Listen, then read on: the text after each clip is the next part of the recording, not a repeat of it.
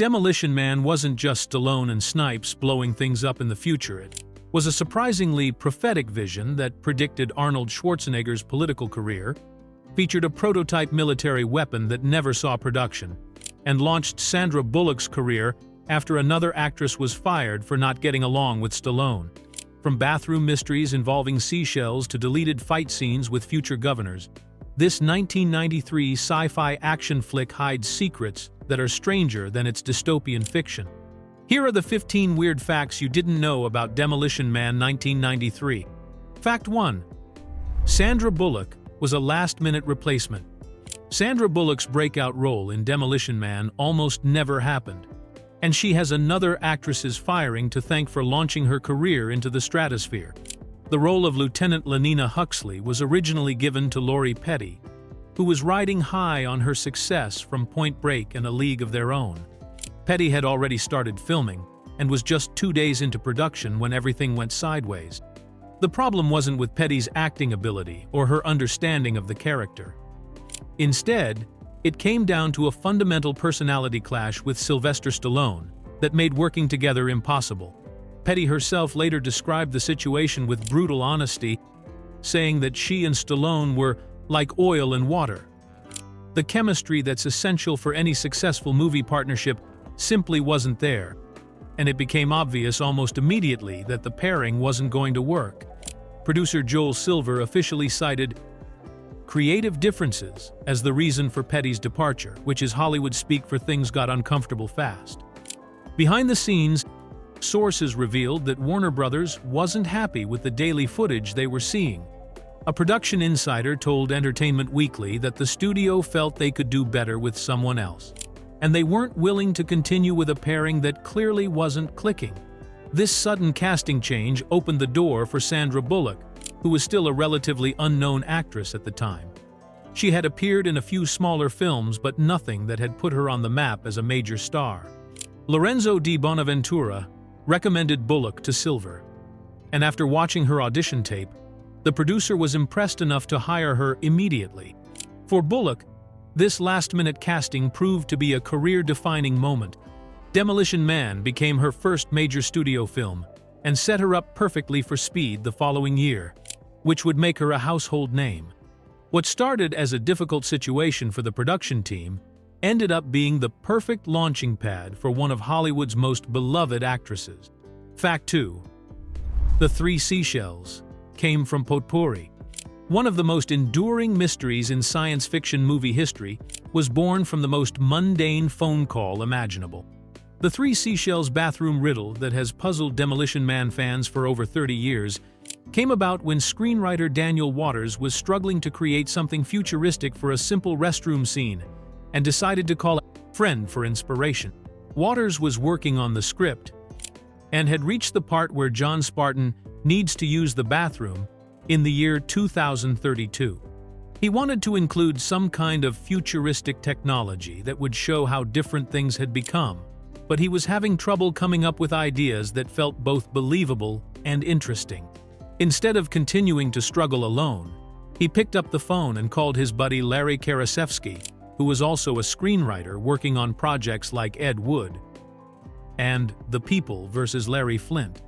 The timing of this creative phone call turned out to be absolutely perfect in the most unexpected way. When Karasevsky answered the phone, he happened to be sitting on his toilet, and Waters asked him to look around his bathroom and describe anything that might work as futuristic bathroom technology. Karasevsky glanced around his bathroom and noticed something sitting nearby that he had never really thought about before. "I have a bag of seashells on my toilet as a decoration," Karasevsky told Waters, referring to what was apparently part of a potpourri arrangement that was sitting in his bathroom. Waters immediately latched onto this random detail and decided to turn it into one of the movie's most memorable running gags. He transformed these decorative seashells into mysterious bathroom technology that would completely baffle John Spartan and leave audiences wondering how they could possibly work. Waters later admitted at a 2014 question and answer session that he would never reveal the actual secret of how the three seashells function, but he was happy to share the completely ordinary story of where the idea originated. What started as bathroom potpourri became one of cinema's greatest unsolved mysteries. Fact 3. It predicted Schwarzenegger's political career. Demolition Man made what seemed like an absolutely ridiculous joke in 1993 that turned out to be one of the most accurate predictions in movie history. During a casual conversation in the film, Sandra Bullock's character mentions that Arnold Schwarzenegger had served as President of the United States after a constitutional amendment was passed to allow foreign-born citizens to run for the office. At the time this movie was released, the idea of the Terminator star becoming a serious political figure was completely laughable to audiences. Schwarzenegger was known exclusively as an action movie hero and former bodybuilder, not as someone with any interest in government or public service. The reference was clearly intended as a playful jab at Stallone's Planet Hollywood business partner and longtime Hollywood rival, nothing more than a throwaway joke that was supposed to get a quick laugh from moviegoers. The film specifically mentions that Schwarzenegger's popularity led to the passage of a 61st Amendment that changed the constitutional requirement for presidents to be natural-born citizens. This detail shows that the writers had actually thought through the legal obstacles that would prevent the Austrian-born actor from seeking the presidency, even though they were just making up fictional future history for comedic effect. The prediction became eerily accurate almost exactly 10 years after the movie's release. In 2003, just one day short of Demolition Man's 10th anniversary, the California gubernatorial recall election was scheduled, and Schwarzenegger announced his candidacy during an appearance on The Tonight Show with Jay Leno. He won the election and served as the 38th governor of California from 2003 until 2011. After Schwarzenegger's electoral victory, people even started discussing the possibility of an Arnold Amendment that would change the Constitution to allow him to run for president, just like the movie had predicted. While Schwarzenegger never reached the presidency, his successful transition from action star to elected official made Demolition Man's casual joke look like genuine political prophecy rather than simple Hollywood humor. Fact 4. Wesley Snipes had to slow down his martial arts. Wesley Snipes brought such genuine martial arts skill to Demolition Man that his natural fighting ability actually created a technical problem for the film crew. Snipes is an accomplished black belt in real life, and his kicks and punches were so lightning fast that they were literally blurring on camera, making it impossible for audiences to see the impressive choreography that was happening right in front of them. This unusual situation meant that the producers had to ask Snipes to do something that goes against every instinct of a trained martial artist: deliberately slow down his movements to make them visible on film.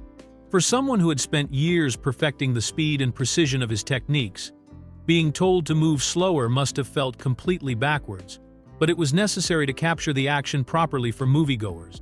The problem was similar to what happened with Bruce Lee in his earlier films, where his movements were so fast that cameras of that era couldn't capture them clearly.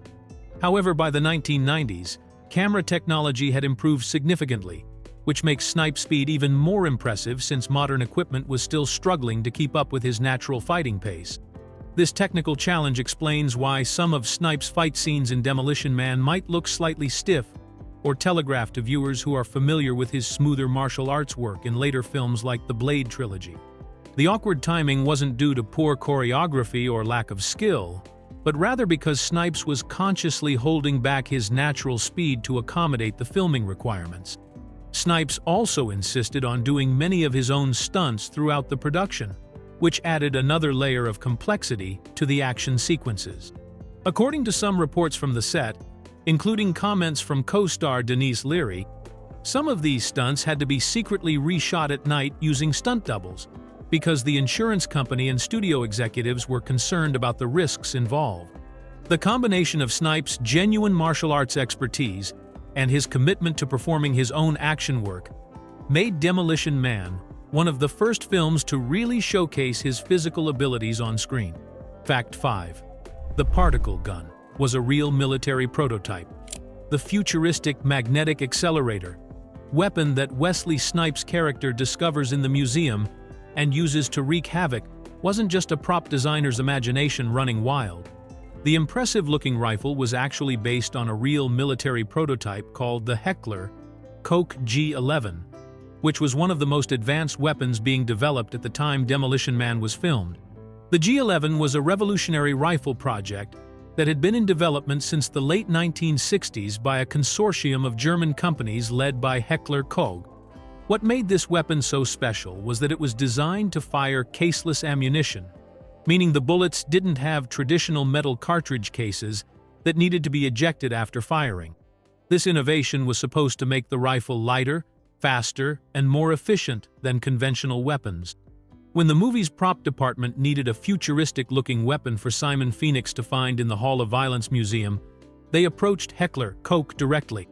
The company actually loaned a real G11 prototype to the production so that armorer Michael Papak could create accurate mock-ups for filming. The movie versions were fitted with laser sights and other embellishments to make them look even more futuristic, but the basic shape and design were completely authentic. The timing of this collaboration was particularly interesting because the G11 project was still active when Demolition Man was being made in 1993. The German military had actually adopted the rifle and placed orders for 300,000 units. But the project was cancelled in 1992 due to budget constraints following German reunification and the end of the Cold War. This means that moviegoers were essentially looking at a weapon that represented the cutting edge of military technology, even though it was disguised as science fiction. The G11 could fire in burst mode at an incredible rate of 2,100 rounds per minute, making it every bit as impressive as the fictional particle beam weapon it portrayed on screen. After filming was completed, Heckler Koch required that all the prop versions be returned to them, which is why they've never appeared in other productions. Fact 6. Pizza Hut replaced Taco Bell internationally. One of Demolition Man's most memorable running gags about Taco Bell being the only surviving restaurant after the franchise wars had to be completely changed for audiences outside the United States, creating two different versions of the same movie that exist around the world. International viewers saw Pizza Hut as the sole restaurant chain instead of Taco Bell, and this switch required extensive post-production work to make the change believable. The reason for this unusual alteration was simple. Taco Bell had virtually no international presence in 1993 and was largely unknown to moviegoers in Europe, Asia, and other markets outside North America. The joke about Taco Bell winning the franchise wars and becoming fine dining wouldn't have made any sense to audiences who had never heard of the chain, so the studio needed to find a replacement that would be recognizable worldwide. Pizza Hut turned out to be the perfect substitute because it was owned by the same parent company as Taco Bell at the time. PepsiCo owned both restaurant chains, along with KFC and several other food brands, which made the legal and business arrangements for the switch much simpler than if they had needed to involve a completely different company. The process of making this change was far more complicated than just swapping out some signs in the background. Every scene that featured Taco Bell signage had to have the logos digitally replaced with Pizza Hut branding, and all the dialogue mentioning Taco Bell had to be re-recorded and dubbed over the original audio. The actors had to come back into the studio to record new lines saying Pizza Hut instead of Taco Bell, and the sound engineers had to match the new dialogue perfectly with the existing lip movements on screen. This created the unusual situation where the same movie had two completely different corporate sponsors depending on where you watched it. American audiences got the Taco Bell version with all its jokes about Mexican fast food becoming elegant cuisine, while international audiences experienced the Pizza Hut version, where Italian-style pizza had somehow evolved into the height of sophisticated dining in the year 2032. Fact 7. Stallone's daughter subplot was completely cut. Demolition Man originally contained an entire emotional storyline about John Spartan discovering that he had a grown daughter living among the underground resistance, but this major plot element was completely removed from the final cut for pacing reasons. The deletion of this subplot created unexpected confusion during test screenings that nearly derailed the romantic elements of the film. In the original version of the script, Spartan's daughter was one of the scraps living beneath San Angeles with Edgar Friendly's resistance movement. The storyline would have given Spartan a deeply personal reason to care about the underground community beyond just his general sense of justice, and it would have added significant emotional weight to his conflict with the sterile society above ground. Viewers can still catch glimpses of this deleted storyline if they know what to look for during the underground sequences. There's a young woman named Kate who appears during the wasteland battle scenes, and Spartan is shown specifically protecting her during the shootout, which makes more sense when you realize she was supposed to be his daughter. Kate also appears again at the end of the movie, standing next to Edgar Friendly when Associate Bob introduces himself, but without the context of the cutscenes, her presence seems random. The removal of this subplot created a serious problem during test screenings that the filmmakers hadn't anticipated. Without the daughter character to provide context for Spartan's family situation, audiences became confused about Sandra Bullock's relationship to Stallone's character. Many test viewers assumed that Lenina Huxley was supposed to be Spartan's daughter rather than his romantic interest, which made them react very negatively to the scenes where the two characters were about to have their virtual reality encounter. This misunderstanding forced the editors to be extremely careful about how they presented the romantic relationship between Spartan and Huxley to make sure audiences understood that they weren't related. The confusion shows how important that deleted daughter storyline was to the original structure of the film, and how removing major plot elements can have unexpected consequences that ripple throughout the entire movie. Fact 8. Jesse Ventura's fight scene was filmed but cut. Jesse Ventura, who would later become the governor of Minnesota, actually filmed an entire fight sequence with Sylvester Stallone for Demolition Man that was completely removed from the final version of the movie. This deleted scene would have given audiences a chance to see two larger-than-life personalities battle it out on screen, but viewers never got to witness this confrontation because it ended up on the cutting room floor. The fight scene was set during the sequence where John Spartan infiltrates the cryo prison to take out Simon Phoenix's gang members while they're all gathered in one location.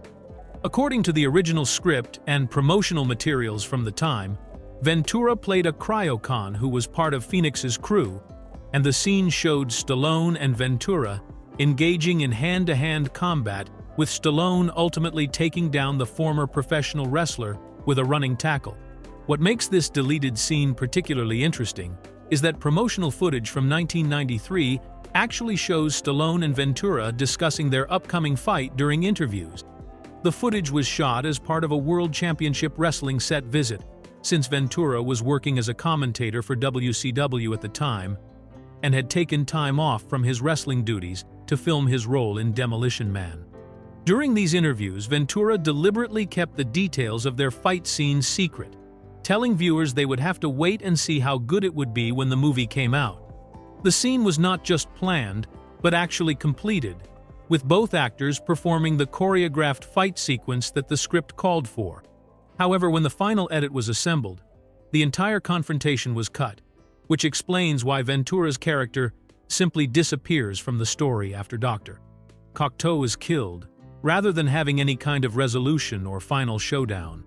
This deletion represents one of the more significant action sequences that didn't make it into the theatrical release, and it's particularly notable because it would have featured two men who both went on to have political careers after their entertainment industry days were behind them. Fact 9. Snipes hated his iconic blonde hair. Wesley Snipes absolutely despised the bleached blonde hairstyle that became one of Simon Phoenix's most recognizable features, and he couldn't wait to get rid of it the moment filming was complete. The dramatic platinum blonde look that made his character so visually striking on screen was apparently torture for Snipes to maintain throughout the production, and he made his feelings about it crystal clear as soon as he had the chance. The bleaching process required to achieve Simon Phoenix's distinctive appearance was particularly harsh on Snipes's natural hair, involving multiple chemical treatments to strip out all the dark pigment and achieve that stark white blonde color that made the character look so otherworldly and menacing. This kind of extreme hair processing is notoriously damaging and uncomfortable, requiring regular touch-ups and maintenance throughout the months of filming. Snipes' hatred of his character's look was so intense that he shaved his head completely bald immediately after filming Wrap, essentially starting over from scratch rather than trying to restore his hair to its natural state gradually. This dramatic action showed just how much he wanted to distance himself from the Simon Phoenix appearance and get back to looking like himself again.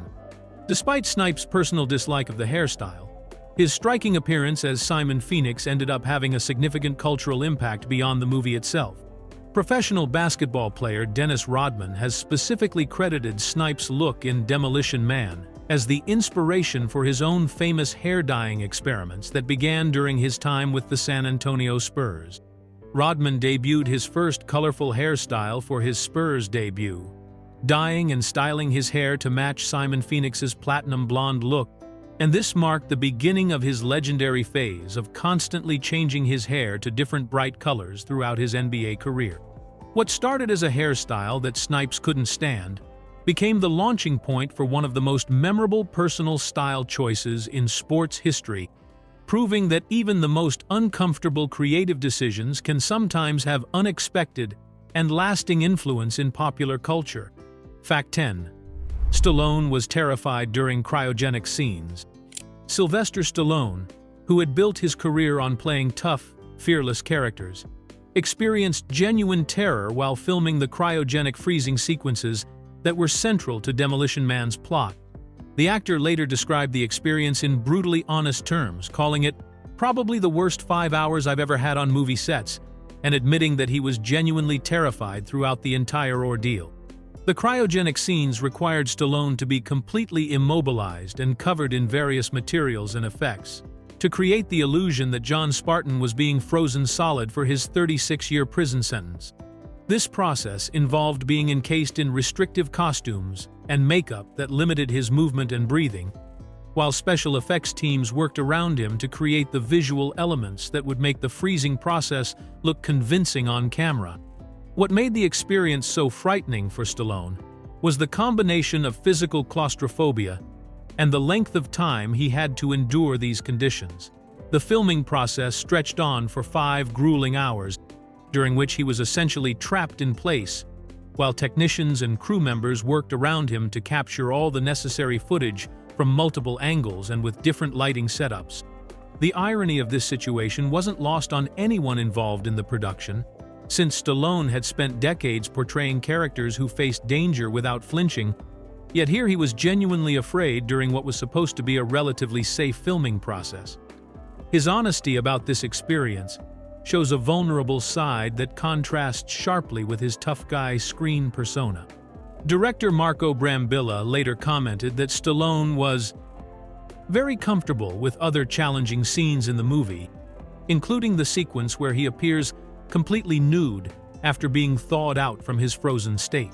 Brambilla noted that Stallone had done all his preparation work and was ready for that particular scene, but the cryogenic freezing process presented an entirely different kind of challenge that affected him on a much deeper psychological level than simple physical exposure. Fact 11. The script originally started in the future.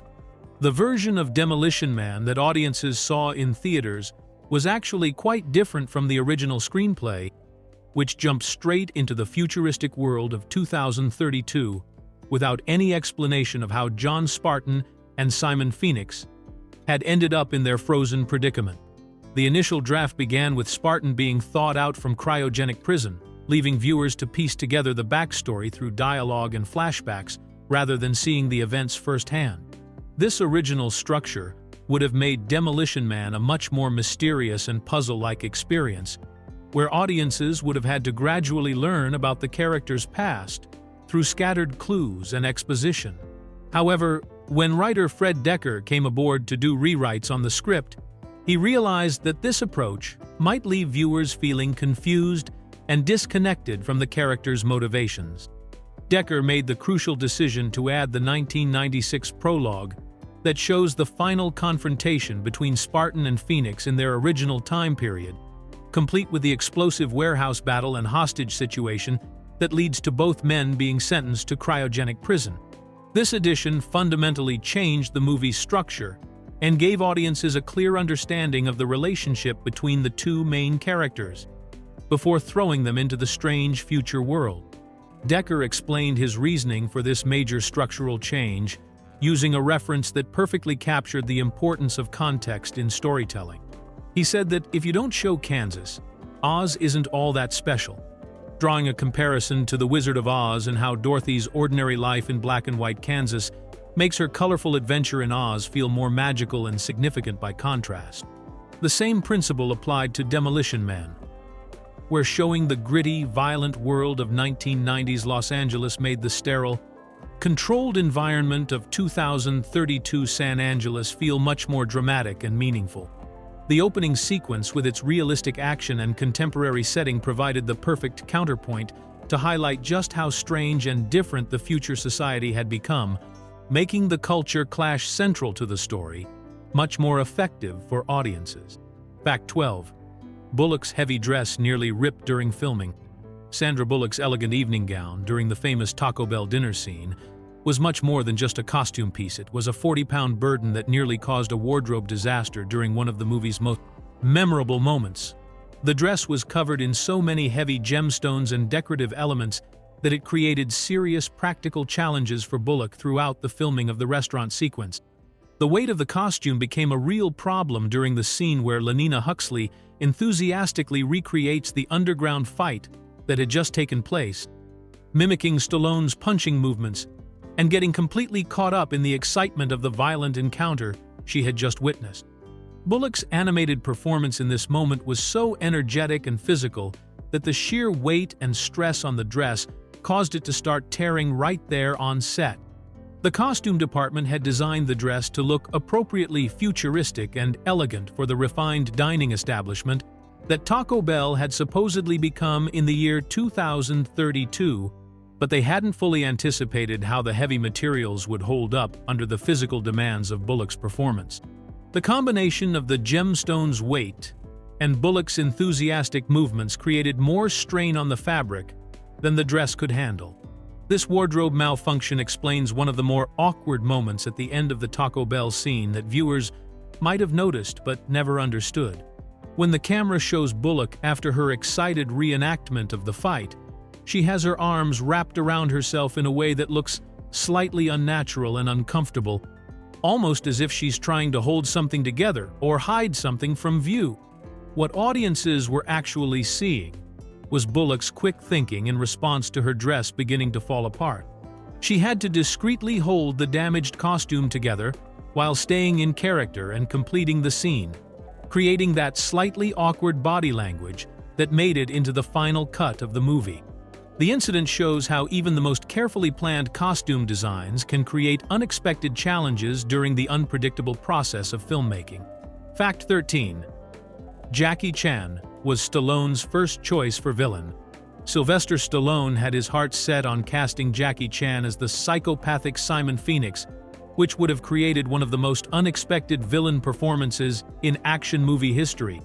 Stallone personally wanted Chan to play his antagonist, envisioning a version of Demolition Man where the beloved martial arts comedian would transform into a cold-blooded killer who terrorizes the peaceful future society of San Angeles. This casting choice would have been absolutely revolutionary for both actors, pairing Stallone's gritty American action hero persona with Chan's typically lighthearted and heroic screen presence in a way that no one had ever seen before. The combination of Chan's incredible physical abilities with the dark, violent nature of the Simon Phoenix character could have created a truly unique and memorable movie villain. However, Chan declined the offer for reasons that were both professional and cultural. He was particularly concerned about how his Asian audience would react to seeing him play such a thoroughly evil character, since he had built his entire career on being a positive role model and heroic figure in his films. Chan understood that his fans, especially in Hong Kong and throughout Asia, expected him to play characters they could admire and root for, not violent criminals who murder innocent people. This decision reflected Chan's careful approach to managing his international image and his understanding of what his audience expected from him.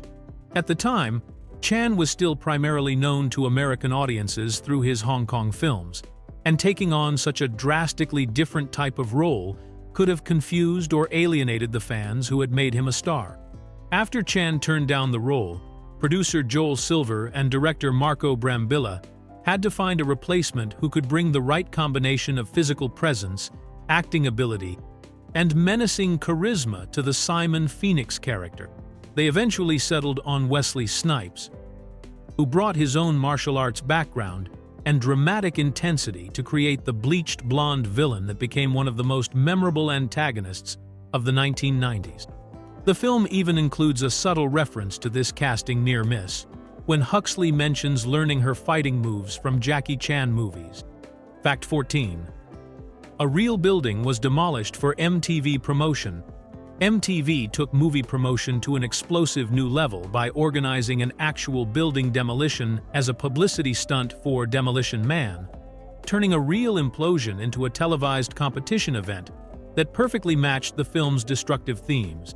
The network arranged to blow up the Belknap Hardware and Manufacturing Company building in Louisville, Kentucky, creating a spectacular promotional event that brought together the worlds of entertainment and controlled demolition. This wasn't just a simple publicity appearance where stars showed up to cut a ribbon or pose for photos. MTV created an entire competition format around the building's destruction, turning what would have been a routine demolition job into a major media event that captured the attention of viewers across the country. The promotional campaign was designed to emphasize the explosive action and destruction that audiences could expect from the movie itself. The event was hosted by Dan Cortese, who was known at the time as an MTV sports presenter and had become one of the network's most recognizable personalities.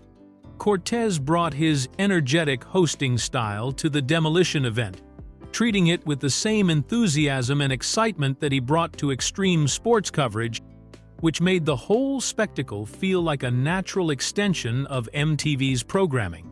Stars from Demolition Man actually attended this unusual promotional event in person, showing their support for the creative marketing campaign and adding legitimate Hollywood glamour to what could have otherwise been just a local demolition story. Having the actual cast members present elevated the entire event from a simple publicity stunt to a genuine entertainment experience that connected directly with the movie they were promoting. The choice to demolish a hardware and manufacturing building was particularly fitting given the movie's themes, and the character of John Spartan, who was nicknamed the Demolition Man because of his tendency to cause massive destruction while pursuing criminals. The promotion created a real-world connection between the fictional explosive action on screen and an actual controlled explosion that viewers could witness, making the marketing campaign feel authentic and directly related to the movie's content, rather than just a generic celebrity appearance. Fact 15. The film accidentally predicted modern society. Demolition Man turned out to be one of the most accidentally prophetic movies ever made, with its vision of the future becoming remarkably accurate in ways that seemed completely impossible when the film was released in 1993. What the filmmakers thought were exaggerated jokes about an overly sanitized society ended up looking like a genuine roadmap to modern life, especially after the COVID-19 pandemic made many of the movie's predictions feel like they were ripped from current headlines. The film's most striking prediction was its portrayal of a society where people avoid physical contact and use alternative greeting methods to prevent the spread of disease. In the movie's future world, traditional handshakes and hugs have been replaced with a contactless greeting that looks remarkably similar to the social distancing measures that became standard during the coronavirus pandemic. When health officials began recommending that people stop shaking hands and maintain distance from each other, Demolition Man suddenly felt less like science fiction and more like a documentary. The movie also anticipated the rise of video conferencing technology, showing characters participating in meetings where participants appear on multiple screens rather than gathering in person. This technology seemed futuristic and impractical in 1993, but it became an essential part of daily life for millions of people working and learning from home during pandemic lockdowns. Voice-activated technology is another area where the film proved remarkably prescient, featuring characters who control lights, cars, and various devices simply by speaking commands. This seemed like pure fantasy when the movie was made, but virtual assistants like Siri and Alexa have made voice control a normal part of modern life. Perhaps most bizarrely, the film even predicted toilet paper shortages during a global crisis. The movie's running joke about mysterious bathroom technology replacing traditional toilet paper became unexpectedly relevant when actual toilet paper shortages occurred during the early months of the pandemic. Screenwriter Daniel Waters noted that when the movie was released, there was still smoking in bars, making the film's health-conscious society seem impossibly extreme. Yet many of these changes have actually come to pass in ways the creators never imagined.